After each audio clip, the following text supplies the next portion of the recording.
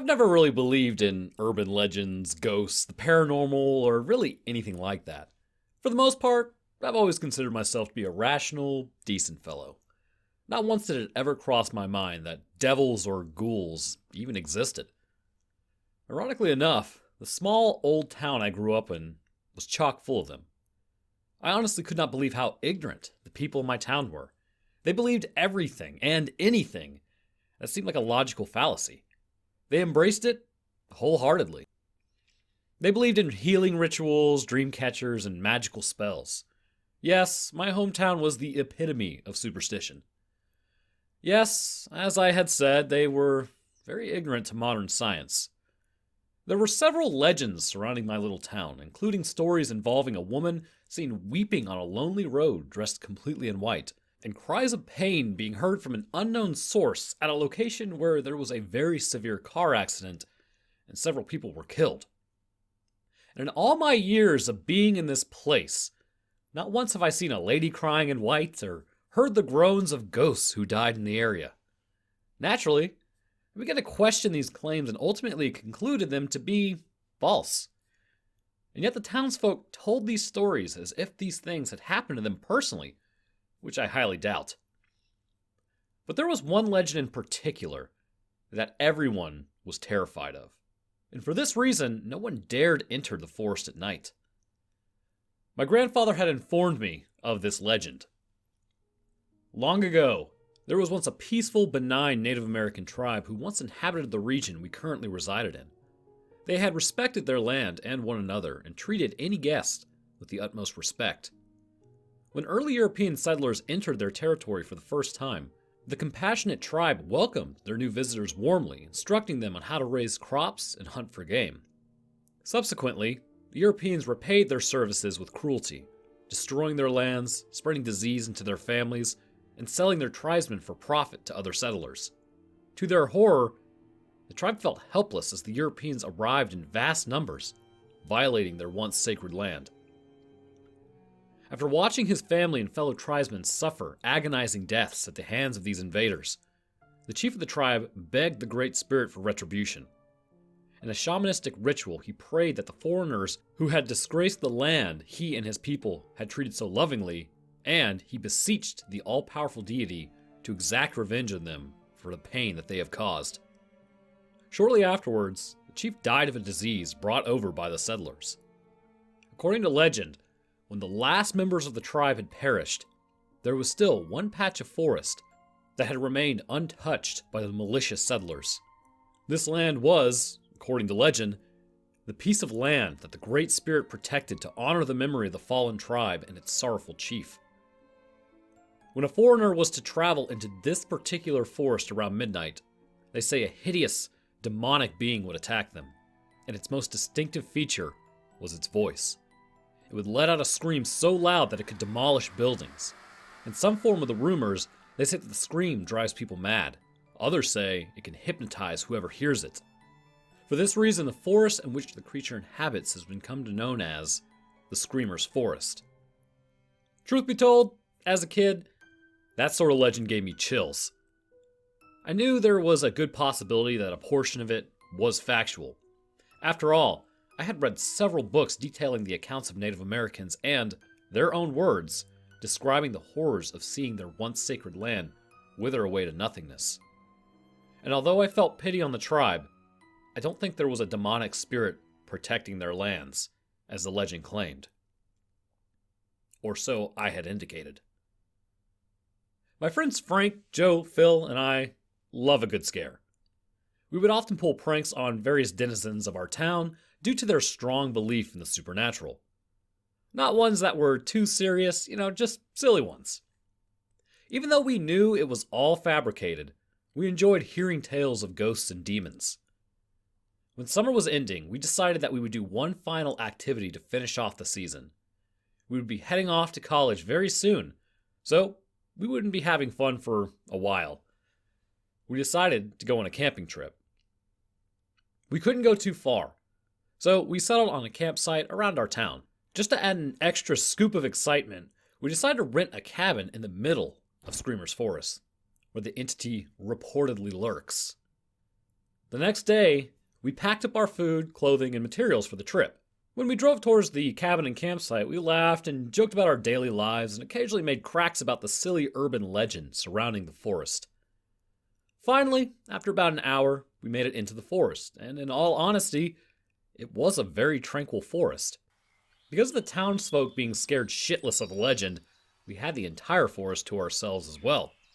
We heard the birds singing their colorful songs, all the creatures of the forest scurried along the trees and grassy floor, and the air had a cool, refreshing breeze. For a moment, I had no idea just what in the world had terrified everyone of this place. Quite frankly, it was one of the most beautiful places I've ever seen. I wouldn't have minded living there. My friends and I unpacked our belongings and then set up camp. The cabin itself, although a little run down, was very cozy and comfortable. There was an upstairs bedroom where 4 people could sleep and just enough for the 4 of us.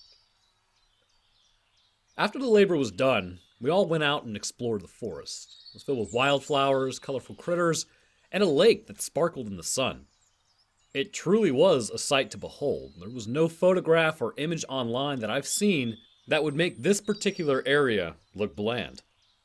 We were having a lot of fun, so it was only natural that we didn't notice the time. The sun began to set, and the water turned from a crystal blue to a purplish color. We decided to head back and sit around the campfire before turning in. As we sat around the fire, still laughing and joking, we began observing our surroundings. In the daylight, the forest seemed quite tranquil and peaceful, but at night, it began to appear a little unsettling. The dancing flames in the center of our campsite illuminated the trees, making them appear like fiery monsters. I suppose the macabre scenery provided Frank with a little ghoulish inspiration because he suggested, "Hey, what do you guys think about that legend?" That suddenly triggered a series of oohs and chuckles from the guys. They knew the story well. It was a popular one indeed. We began chatting about the screamer and what we thought it looked like, what it did, and what it could possibly have caused all this commotion over it. Just when it was beginning to get entertaining, the flames began to die down. We all groaned because we liked this conversation. We were in the perfect environment for it. "Ah, hell. Right when it was getting good," moaned Frank, rolling his eyes and sighing heavily. "Yeah," added Phil, picking up sticks on the floor and throwing it into the flames as if it was going to bring it back. This sort of shit happens all the time when things get good. "Settle down, guys," I said, standing up, pulling my hoodie over my shoulders and reaching for the flashlight that we had packed for the trip. "I'll go get some." My friends all nodded their heads and exchanged words of agreement as I wandered my way into the dismal, lonely forest. Truthfully, I don't know just what in the hell possessed me to go get some firewood in the dead of night. Perhaps it was due to the fact that I still feared the legend of the Screamer, and I sort of wanted to prove to myself that it wasn't real. Of course, that wouldn't be hard to do because I didn't believe in any of that rubbish. But the fear was still there, you know? The fear in which you think, it's okay, I've got it under control. But then you realize you're just trying to convince yourself that everything is going your way. In reality, you have no idea what the hell will happen, and you're scared stiff. I slowly marched my way deeper and deeper into the forest, looking for sticks, twigs to toss into the fire, whatever I could. I bent down to snatch up a few from the grassy, muddy floor, and that's when I heard it. That sound. That groaning. When I was picking up the shrubs and sticks, I heard something like a groan. Not a menacing groan, more like a groan that sounded as if it were in pain. A wail someone would make if they were recovering from a stomachache or a broken bone. I suddenly stood up straight, and for some reason I instinctively shut off my flashlight. I suppose it was because I didn't want whatever it was making that eerie groaning noise to detect me. The groaning continued for a moment, sounded distant, but still loud enough to be heard. My eyes slowly scanned the forest from left to right, trying to see if I could catch some sort of movement in the darkness. It was there that I decided I had no choice but to turn back on my flashlight. I just had to see whatever the hell it was that was making that noise. I slowly lifted up my flashlight and flicked it on. I carefully shined it on every nook and cranny of the woods, trying to uncover the source of those haunting moans. At first, I saw nothing but shrubs, bushes, and grass. When suddenly, I caught a glimpse of a tall, lanky figure in the shadows. I redirected my light towards that spot where I had seen it standing, and indeed, I had seen correctly. At first, I didn't know what I was looking at. If I could describe it, it appeared to be a very tall, thin being with pitch black skin. On their head, I could visualize something that appeared to be long, snake-like hair. Their fingers were long and branch-like with claws at the end of them. The most disturbing detail on this being, however, would have to be its eyes. Its eyes were glowing, fire engine reddish color, appearing vile, evil, and menacing. Its face lacked a nose and a mouth, or at least it seemed to be. Its head seemed to have been twisted in an impossible manner, as if something had tried to snap its neck or something. What was this thing? Was it human? Was it some unknown species of animal? An alien? Was it someone playing a joke? I simply kept my flashlight anchored on the being, just watching as it stood there blending in with the darkness of the forest. I then saw it take a very subtle step towards me. I felt myself flinch when it did, and because by now, I had begun getting uneasy. And then I heard that pained groan again. And that's when I realized the groaning was coming from this thing. The monster groaned again, this time more prominently than it initially had. I shined my light on its face, trying to get a better glimpse of it, and when I did, I saw its long, lanky arms slowly reaching up to its head. It moved its arms slowly and agonizingly, as if it didn't want to make any sudden moves. It then grabbed its face and gruesomely turned its head to the correct position. I heard the bones of its neck cracking and snapping as it shifted its neck and head. The monster then slowly stood up straight, its eyes now completely focused on mine. For what seemed like an eternity, the being and I just stared at each other, my light still shining in its face. It just stood there, panting slightly and peering into my soul. I remember my eyes shifting from left to right, not knowing what to do at this point. And then something both odd and frightening occurred. The monster seemed to lean forward a little, just a little. And right when it did, a powerful, big gust of wind, practically hurricane force, began whipping in from behind me, almost knocking me off my feet. As the wind lashed at me, I glimpsed at the monster again, and now it was slowly beginning to lean backwards once more. What was going on? Was it trying to suck me in? Finally, the fierce wind ceased, and I managed to regain my balance and catch my breath. Then one last time, I gazed at the demon in front of me. I then saw it slowly shift its shadowy head backwards, and I witnessed and heard the most unearthly things I've ever heard in my life. The monster's previously blank face suddenly developed a colossal mouth that strongly resembled a trumpet. It had razor-sharp yellow teeth and a long, slithering tongue. It was hideous. And what was even worse is the sound that came out. Never will I hear something as demonic, frightening, or painful as that scream it made. When it opened its mouth, another volatile and vicious wind blasted me.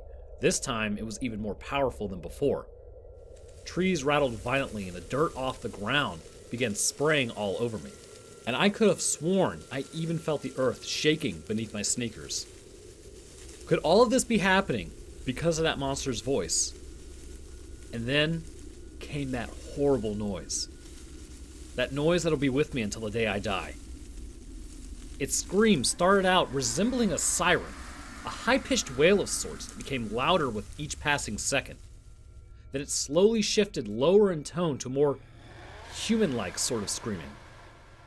A man's scream. Finally, the screaming reached its critical point. This time the scream sounded like a combination of all three sounds, the wailing, the human-like screaming, and now it resembled an extremely loud groaning, a devilish groaning. The groaning sounded similar to a cruise ship's horn and a clap of thunder. And when it did reach that point, I felt myself collapse to my knees as I shut my eyes. I clamped my hands over my ears, trying to barricade that dreadful, ear-shattering noise that was vomiting out of this vile creature's mouth. The sound was unbearable, excruciatingly painful. If I could try my best to compare it to something, I'd say it felt like 2 needles being forcefully shoved into my ear canals. I couldn't stand that fucking noise. If I sat there listening to it any longer, I would have surely gone mad. It's almost as if the noise itself wanted me dead. In the midst of all that pain and insanity, I opened my eyes slightly. I witnessed the creature still standing there, screaming, and causing the entire forest to quake violently. In the middle of all that insanity, I had noticed that I dropped my flashlight. With my ears still covered, I looked down and saw it on the ground. A gust of wind from the screaming was so powerful that I actually observed it rocking back and forth side to side. Suddenly, the glass shield in front of the light bulb shattered into a million pieces. The decibel level of the screaming must have been off the charts. That's when I realized I needed to get out of there. If I stood there for another minute, my ears would explode without a doubt. I slowly got up to my feet. The screaming of the demon even made that difficult to walk. I limped my way in the opposite direction of the beast. I slowly turned around to get one more look at it, and I couldn't believe that this entity had such powerful lungs. What was it? Where did it come from, and why is it doing this? I slowly sped my limping into a run and got out of there while still covering my ears. It was much more difficult to navigate my way around the forest this time, though, since I had abandoned my flashlight back where I had witnessed this monster. Finally, just as mysteriously as it came, the high winds and piercing my ears suddenly ended. I screeched to a halt and whirled around. There was nothing there. That bizarre creature suddenly vanished. But how? Did I just imagine all that? No. Impossible. I took advantage of this momentary silence and immediately dashed through the forest to locate my friends, trying to get the hell out of there. For about 5 minutes, I frantically sprinted through, searching for signs of our campfire illuminating the darkness. I was so close to giving up hope when I finally spotted a glinting orange light in the distance. Without hesitation, I scurried towards it as fast as I possibly could. As I drew nearer, the familiar chattering of my friends slowly came within earshot. Never did I ever think that I would be so relieved to hear their voices. I felt a sense of security to hear them all. I charged through the bushes, panting and sweating from the very unusual experience I had back there. My friends all stared at me with curious expressions and their eyebrows arched. They began standing up and approaching me with a barrage of questions. Whoa! Where have you been? Where's the firewood? How come you're all sweaty? I bent over with my hands on my kneecaps, trying to regain my breath so that I could explain what the hell I had just seen and heard. I said, between heavy panting, I saw this creature in the woods. A creature? Inquired Joe, tilting his head. What kind of creature? I don't know, I replied, becoming slightly hysterical as images of the hideous beast clawed its way into my mind.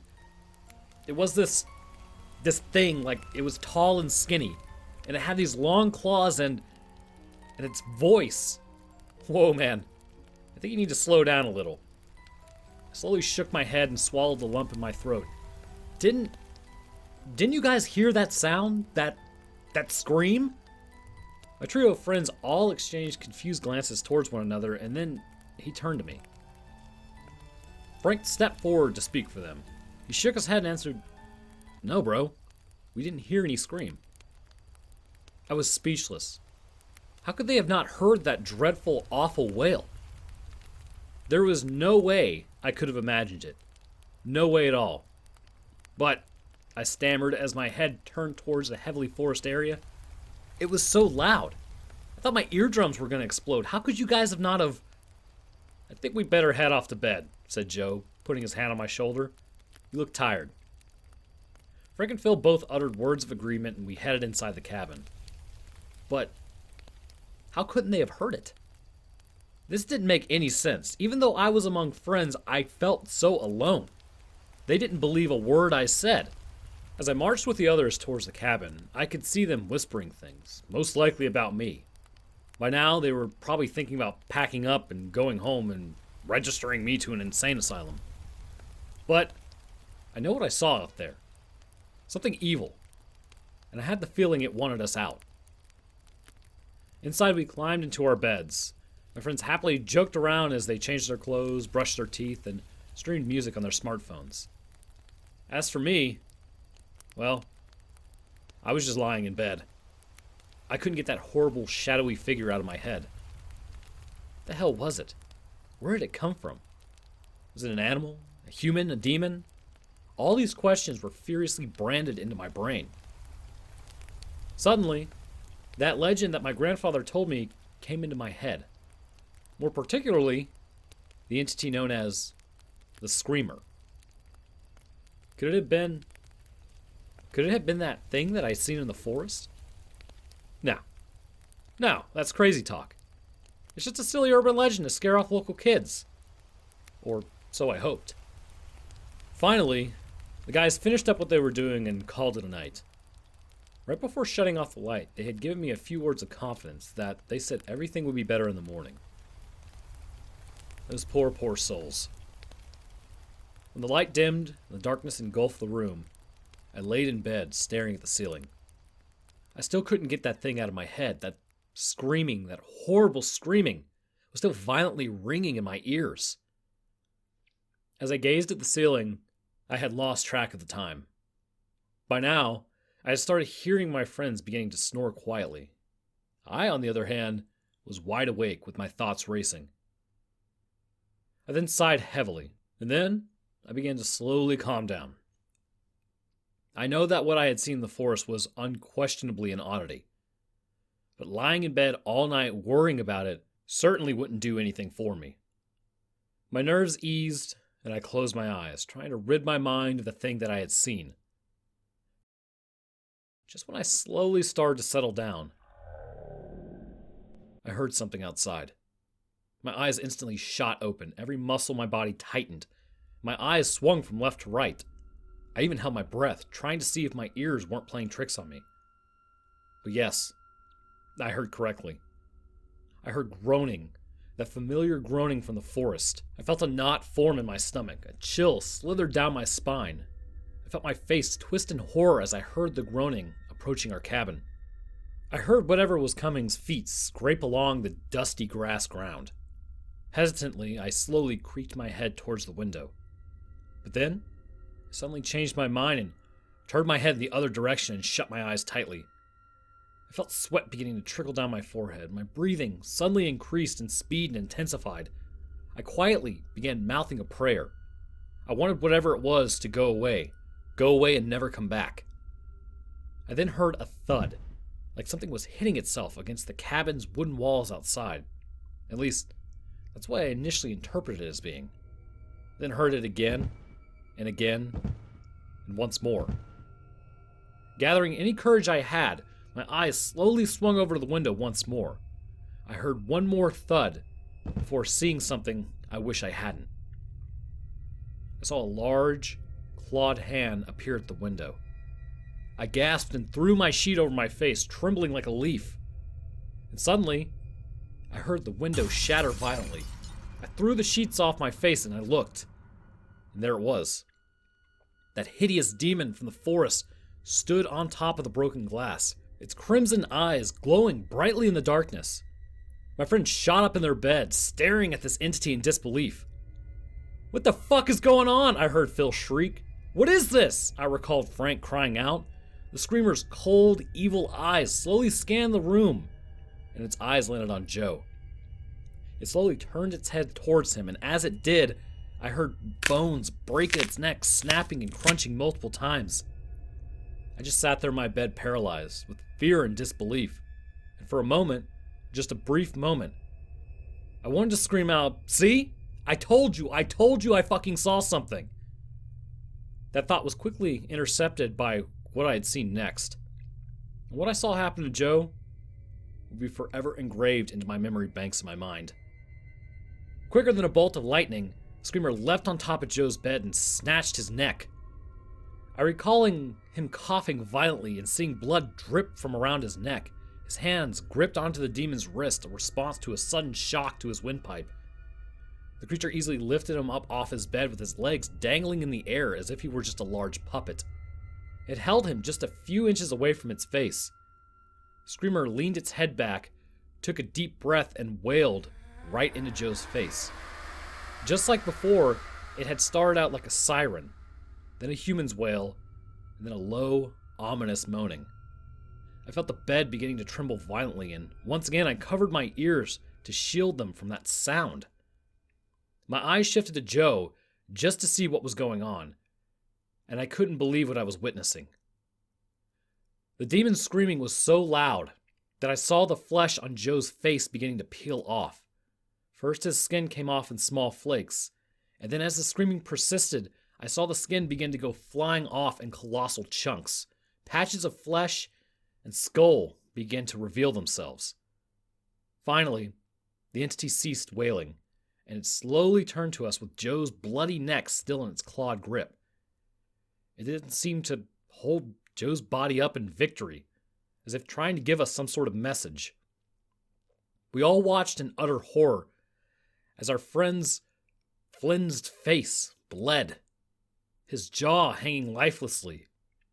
The screamer then tossed his body aside as if he were a rag doll, and then turned to us, its next victims. Frank and Phil both bolted for the door, and I did the same. The three of us dashed out of the room, into the hallway, and down the stairs. As we sprinted down the steps, we heard the wailing starting up again. The screaming shook the entire cabin, causing chunks of wood to fall off the ceiling and the windows to rattle violently. Trying our hardest to resist the overwhelming pain of the intense shriek, we sprinted out of the cabin, leaving behind all of our stuff, and dove into the car. Frank hopped into the driver's seat, Phil jumped in the passenger seat, and I got in the back seat. My friends jammed the key in the ignition, and the car's engine roared to life. Without hesitation or minding the protocols of operating a vehicle, Frank slammed the accelerator and sped out of there as fast as the car would go. I remember that right before the cabin vanished out of sight, I gazed back to stare at it. I saw the screamer crawl out of the entrance to the door, its head shifted rapidly from left to right, searching for us, just before disappearing into the darkness. I saw that demon's burning red eyes stare at us as we were driving away. We all gasped and breathed a sigh of relief, thankful that we got out of there alive. "Christ," uttered Phil, placing his hand on his chest and panting heavily. "What the fuck was that?" "I don't know," replied Frank, keeping his eyes on the road. "But I'm sure as hell not going to stay and find out." You see?" I said, trying to catch my breath. "I told you there was some weird shit in the forest." They both didn't respond. I suppose they didn't want to admit that they were wrong. I shook my head and continued breathing heavily. Then my eyes shifted to the rearview mirror. To my surprise and horror, I saw the screamer come sprinting right up behind us at a remarkable breakneck speed. I rolled around and saw its fire engine red eyes. Our car's taillights made them glow like cinders in a flame. "Oh shit!" My two friends turned around to see it too, and then Frank stepped on the gas. "Get us the hell out of here!" screamed Phil as his eyes remained anchored on the screamer. For a moment, it appears as though we would actually outrun it. The screamer seemed to slow down for a minute, still keeping up, but at a further distance than initially it was traveling. Just then, it jumped high into the air, disappearing from sight. "The hell did it go?" asked Phil, as we both began searching carefully for it, trying to see where it may have gone. Silence. Absolute silence. The car roared down the path, and for a moment, all seemed serene and tranquil. I took a quick glance at Frank, and I observed his worried face and eyes locked onto the road in front of him. Phil frantically looked from left to right, trying to spot the horrifying entity that was apparently stalking us. I turned once more, trying to see if I could make out the screamer in the faint light. But no, it was nowhere to be seen. Did we outrun it? Finally, I calmed down for a moment. Just a moment. I sunk back into my chair and took a deep breath. Phil finally settled down into his seat, and I could still sense the fear within my friends. We sat there speechless, probably because we were all too terrified to speak of what we just saw. But then, the worst came. The screamer suddenly landed on top of the hood of the car. The vehicle bounced wildly a single time, and the demon's eyes were glowing that blood-red shade. An explosion of cries and profanity escaped our lips as the monster peered at us inside. And then it raised its long, slim arm. Its hand burst through the windshield and seized Frank's face. I could hear Frank's horrified, muffled screams as the creature's clawed fingers dug into his cheekbones. The car began swerving violently left to right as the monster impeded Frank's vision. I could see my friend grab the screamer's wrist, trying desperately to rip the hand away on his face, but as hard as he tried, the being was far too powerful for him. Finally, the screamer tore his hand away from Frank's face, only to leave a patch of fleshy, bloody-stained skull and eyeballs dangling from a piece of flesh in its place. The creature roared that demonic growl for a second, and then it leapt off the hood into and a place that I didn't see, most likely the trees. The car made another violent swerve towards the left and crashed right into the trunk of a huge tree. Shards of glass went flying everywhere, and the body of the car shook violently. Hell, I groaned as I tore at the handle of the door to the left of me. We gotta get out of here, man, I heard Phil shriek madly. We both opened our doors and went sprinting out of the car and went separate directions. At this point, it was every man for himself. I darted straight into the dark forest, knowing full well the risks that came with being in there. The screamer could very well be waiting for us in there, and it would pick us both off like flies. Sharp branches from the surrounding shrubs and bushes scraped me as I scurried through the dense, wooded area away from the vehicle. As I dashed, I couldn't help but think of Phil. Where did he run to? Was he okay? Would he have been better if we had just stuck together? And then, stopped for a moment to catch my breath. I bent over and placed the palm of my hands on my kneecaps and took deep breaths. For a moment, all seemed silent. When all of a sudden, I could hear a blood-curdling scream that made my hair stand on end. I immediately stood up perfectly straight, and my eyes and my mouth slightly agape. To my horror, I recognized the voice. It was Phil's. At first, I heard just deranged, painful screaming, and then I began to hear a sort of bizarre groaning mixed in with those screams. I then heard Phil begin to urgently call my name, begging me to come to his aid, but I didn't move. What in the fuck could I do besides get us both killed? I just stood there listening in horror as my friend was torn to shreds by this entity from hell. As the attack progressed, I could hear Phil screaming more and more garbled and deranged, to the point where it was just coughing and gasping and possibly even vomiting. Until finally, the agonizing wails of my friend ceased. He was dead. I was the sole survivor of that trip. I took a deep breath and quickly came up with a plan. The car, although damaged from the crash into the trees, was still functional. In fact, I could hear the engine still rumbling. I would bolt for the car, and I would try to drive away as soon as possible. I know for a fact that the screamer was now hunting for me. I had no other choice. If I remained stationary, I would die. I peered through a few bushes, and I could still see the car was on. Headlights still working all right, smoke slithering out of the tailpipe, and the engine still rumbling. Gathering all the strength I could, I sprinted towards the vehicle. I could hear myself breathing more heavily than ever before. Sweat poured down my face and head in just buckets. Finally, I reached my goal. I got to our car, and I could see Frank's dilapidated corpse sitting in the driver's seat. His face was mutilated and atrocious. But I know I didn't have time to feel grief over my lost friend, nor disgruntled by the putrid wound left on him by that monster. I grabbed his cadaver with one hand on the collar of his blood and sweat-stained shirt and the other by his shoulder, and I yanked his body out of the car. I tossed it onto the side of the road and hopped into the seat. The keys were already in the ignition, so all I had to do was reverse the car and get the hell out of this hellhole. As I was in the process of backing up the car and rotating the wheel, I suddenly saw them from the corner of my eyes. Two burning like cinder orbs staring at me from the dark treetops. Without hesitation, I slammed on the accelerator and took off at full speed. My hands trembling while they were on the steering wheel, and my eyes remained anchored in my rearview mirror. I sat there, praying as I drove, despite my agnostic beliefs, I needed to find comfort in something. I felt a cold grip of fear tighten around my neck and my heart racing as I saw the screamer's tall, lanky body come chasing after the car.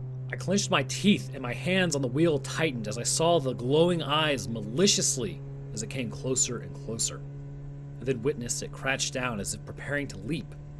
I knew what it was going to do. It performed a mighty hop similar to that of the frogs towards the car. I jerked the car quickly to the right, evading the creature. I saw it turn its hideous face in a somewhat flabbergasted manner. It then tried to leap again at me. I swerved to the left, once again dodging its attack. It went on like this for nearly 30 seconds when suddenly the screamer stopped leaping at me. This time it simply sprinted up beside me. The car was going as fast as it could, so I couldn't get away. The screamer lifted its long skeletal arm and slashed at the door's window. An involuntary reflex made me put up my arm to defend myself. The demon's claws scraped my arm and a sharp, stinging pain shot up through it. I cried out in pain as I stared at the 3 massive claw marks that served as my wound. Blood began oozing out of them and I shook my head. "Damn!" I screamed aloud as my hands got back onto the steering wheel. The screamer then lunged to the side of the vehicle once more, and this time it slashed my face. I cried out once again and clutched my face, feeling blood beginning to ooze through the slits of my fingers. Suddenly, the screamer grabbed the car's door and tore it right off its hinges. It began to reach out towards me and I jerked the wheel to the right and evaded its grasp. Suddenly, the screamer stopped. I stared at it through the rearview mirror and it just stood there, tall, and staring at me in some trance-like state. I blinked and took deep breaths. Why did it stop? What did I do to make it stop? As I sped down the road towards what seemed to be my escape, I suddenly felt it. An intense gust of wind, the loud, unearthly scream. I clenched my teeth and shut my eyes tightly as I braced for it. The scream once again caused the vehicle to rock from left to right, as if I were driving in some intense hurricane. The windows of my car, or what was left of them, began to rattle. It shattered the remains of the windshield, and the trees swayed violently back and forth. Dirt and rocks began flying in the air, and my ears stung in such pain. Finally, after what seemed like an eternity, the howling stopped. I took a deep breath and peered at my now cracked rearview mirror. The screamer was nowhere in sight. My muscles relaxed, and I leaned back into my seat as I drove home as quickly as possible to get away from this place. I parked my car right outside my house and barged inside. I shut the door behind me, and I immediately collapsed onto the floor, exhausted and terrified by what I had experienced. That thing, its long, slim body, its fire-red eyes, its hideous shrieks of terror. As I slowly drifted off to sleep, my final thoughts were questions regarding why it had stopped. I had thought about the legend my grandfather told me long ago, and then it hit me. I got out of that patch of land that the screamer was assigned to guard. I survived simply because of a certain boundary. I now knew that I would never venture into that forest again, because something was in there. A vengeful spirit or entity protecting the land of a Native American tribe who were treated so poorly.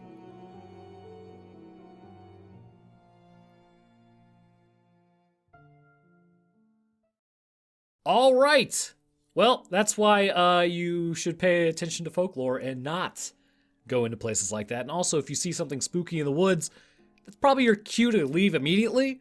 I think had they gotten to the car and left, the thing probably would have left them alone. But unfortunately, they did not. Anyhow, I appreciate you guys watching. I hope you enjoyed this story. If you did, leaving a like would be great. And subbing is a great way to stay up to date on when I post. The video after this should be another SCP, so I hope you guys enjoy that as well. Anyhow, thanks for listening, and I will see y'all in the next one.